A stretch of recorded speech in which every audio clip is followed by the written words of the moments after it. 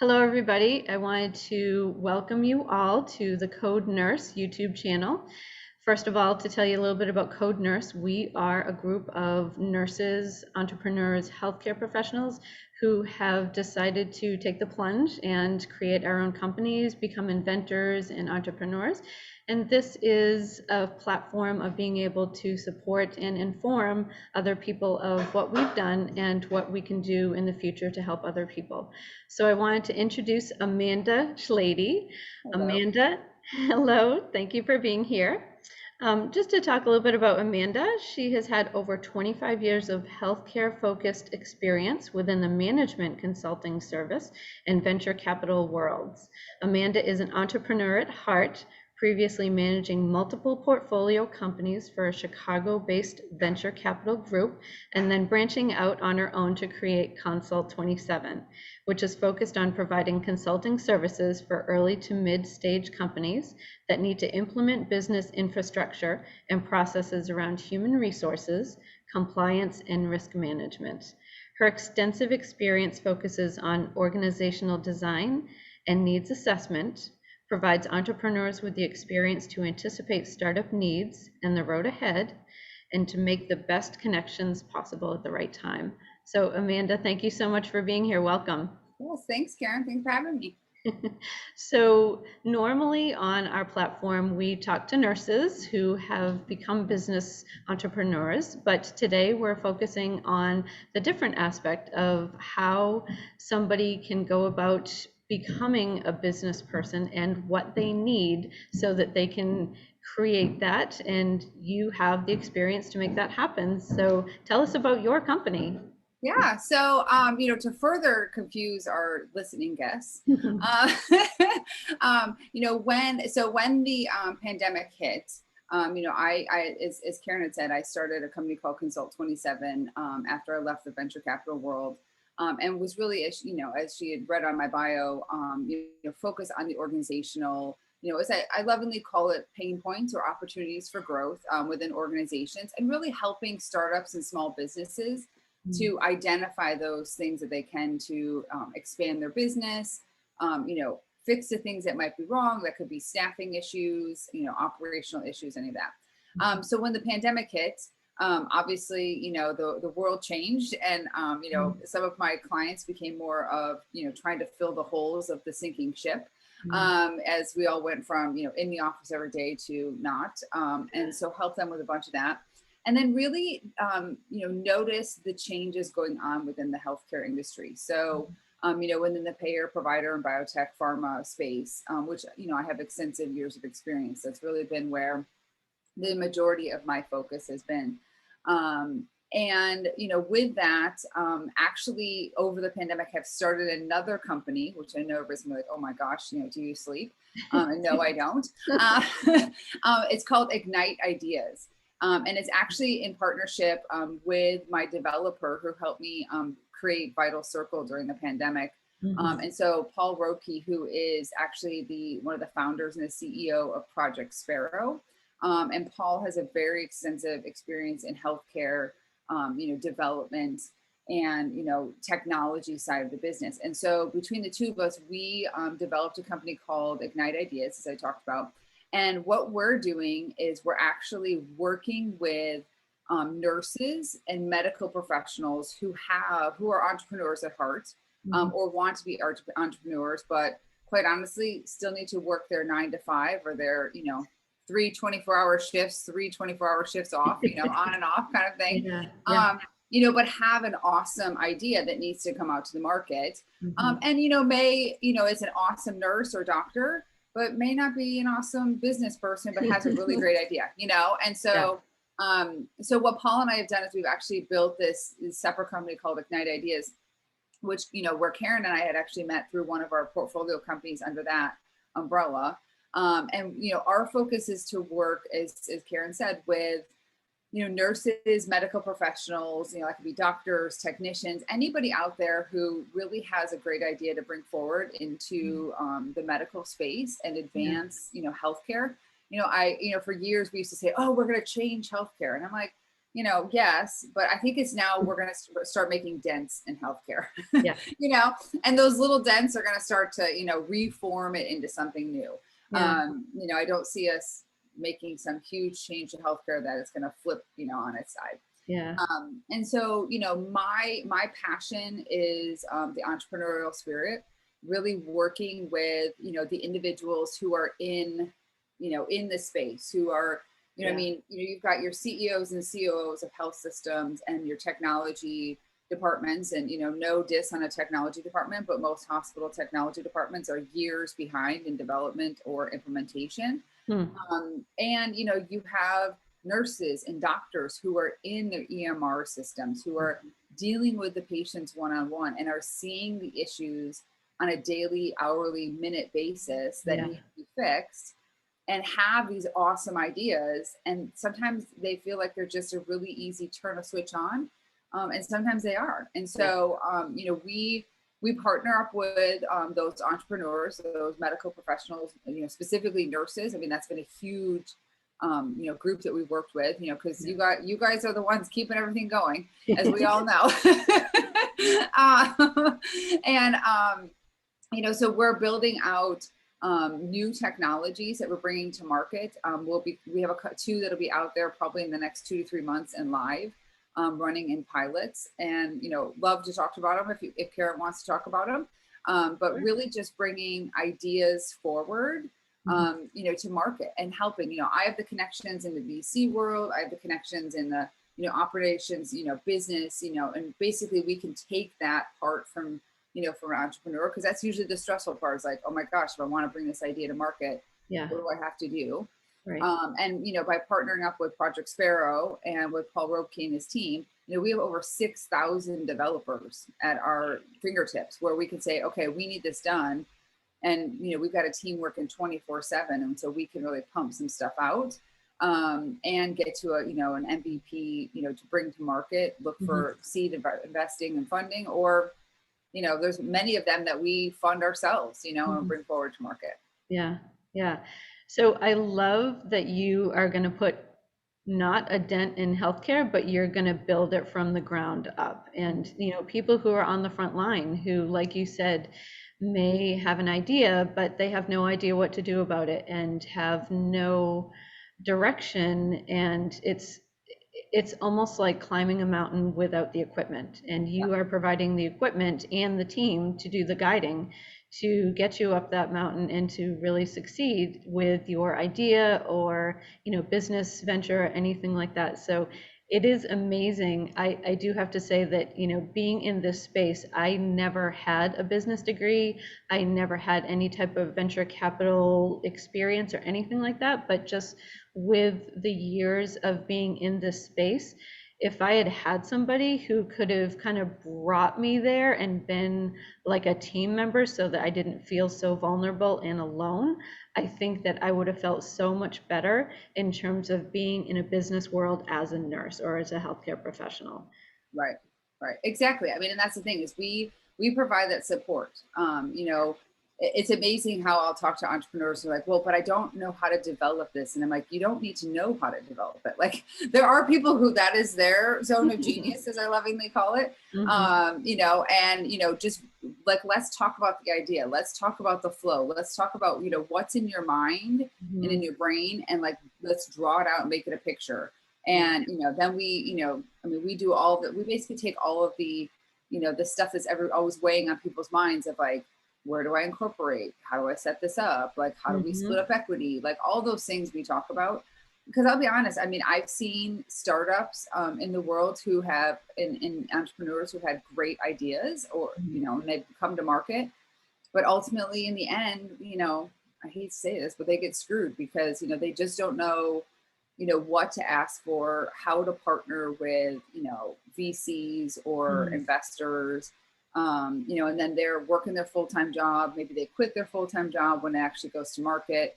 In the end, they look at it like, wow, okay, so I had all this and I made $10. I mean, not really $10, but So, and there's some ideas out there that are worth, millions or billions. And there's some ideas that are out there that are like, okay, we're going to bring in an extra couple hundred or $1,000 a month, to the owners kind of thing. Mhm. So, for us, it's about, for at Ignite, and then, bringing my business stuff up from Consult 27 into it. Our goal is really to, be that strategic partner Mhm. with entrepreneurs. And that could, again, it could be a nurse, a medical professional, doctor, but Paul and I have really focused on only working with individuals within the medical space. Oh. Just given our both of our backgrounds, I mean, Mhm. my biotech pharma payer provider experience, in management consulting and the VC world, it'd be hard for me to be like, okay, let me figure out how to do drone, delivery packaging. Yeah, yeah, Like I don't know.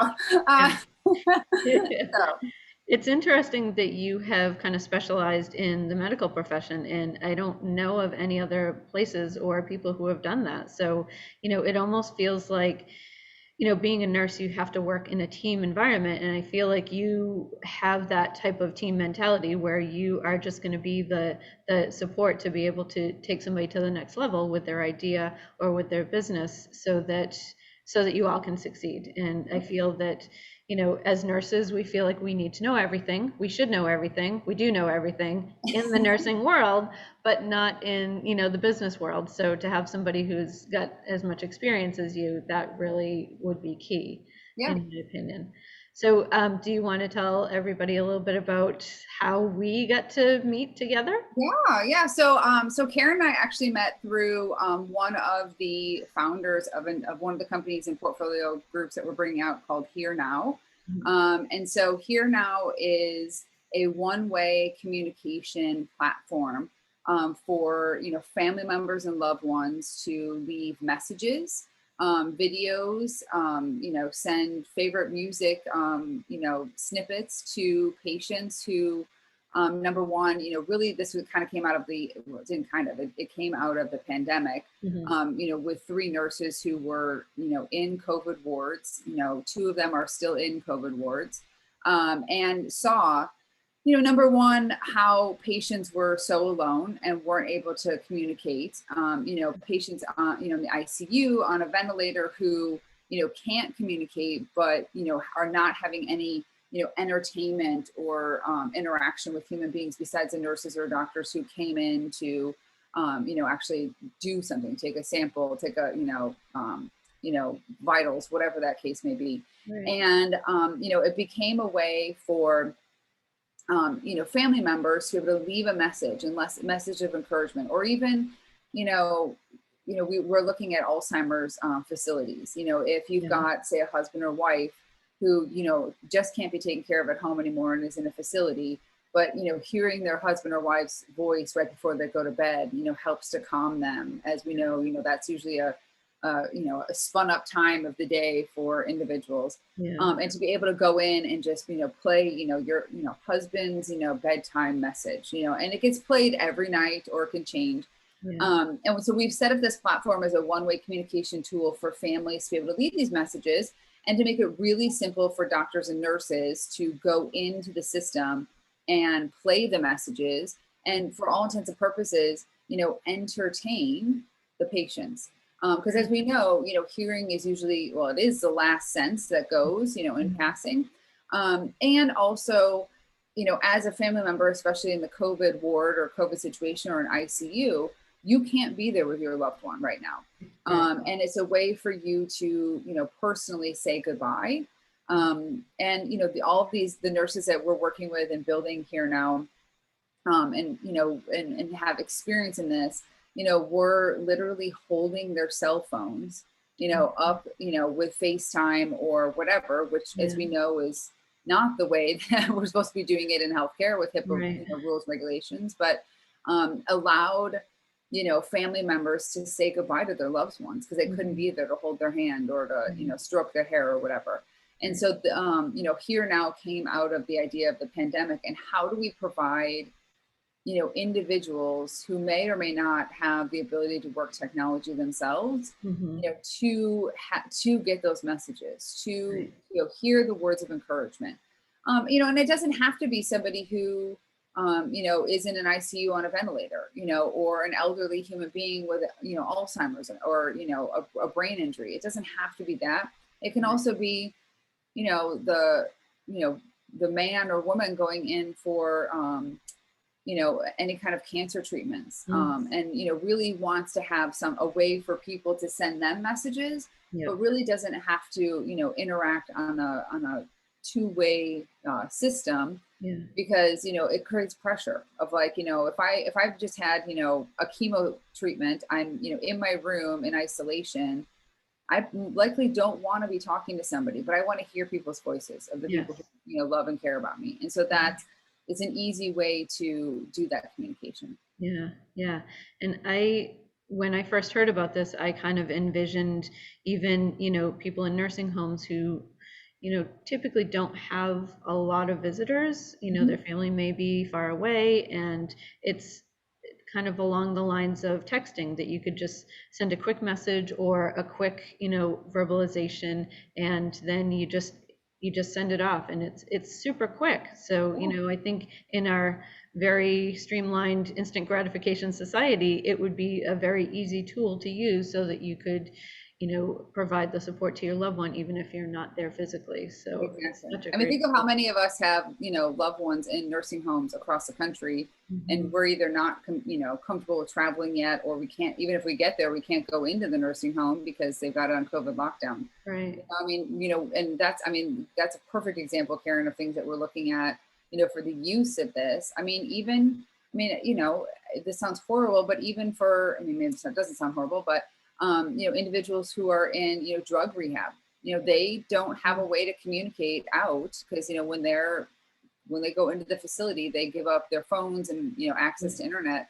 Yeah. If family members could leave a message and say once a day they get 20 minutes to, have an iPad read it for them, or, play it for them, how would that encouragement help them in their process of healing? Right. Absolutely. Anything to support each other. That's what I, Exactly. Yeah. yeah. Yeah. But I mean, really what we're looking to do is to take that stress off of the patient, Mhm. whatever the case is, but the patient to have to feel compelled to reply. Yeah. So our system is set up, once, a message is read, it sends, a text message or an email to the person who sent it saying it's been Oh, heard, or, so there's a lot of stuff that we've done to close the loop, yeah. so that the loved one isn't just like, oh, I'm just sending these messages, who knows if they're being listened to, or, Yep. Yep.